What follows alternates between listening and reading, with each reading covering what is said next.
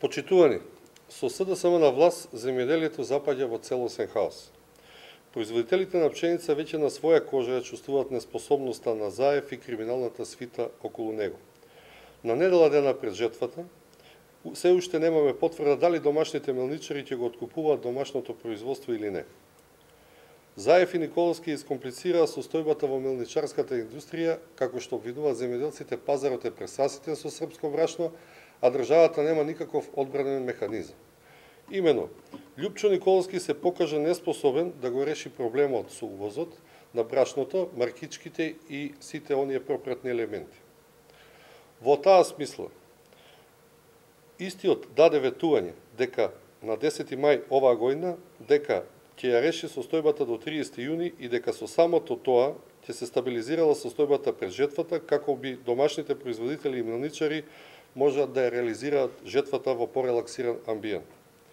Денеска е 1 јули, ситуацијата не само што не е решена, туку и дополнително искомплицирана, а од министерот ни трага ни глас. Мелничарите се закануваат дека нема да откупуваат, а земјоделците се исплашени каде ќе ја пласираат овогодишната реколта.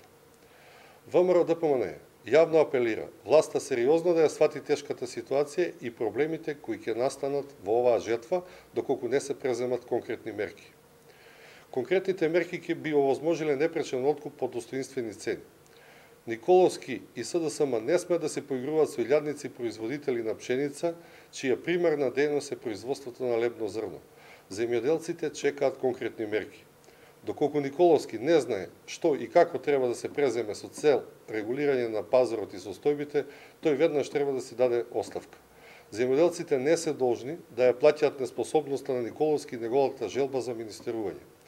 За оваа состојба, колку и да се трудите, да објаснувате, нема да ви биде виновно ВМРО ДПМН, туку вие самиот и неспособната влада на СДСМ.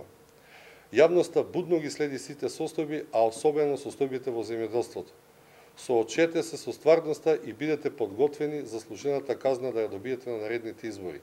Трпението на земјоделците и македонската јавност се при крај, а оваа неспособна власт мора да се замине за да Македонија тргне напред. Ви благодарам на вниманието.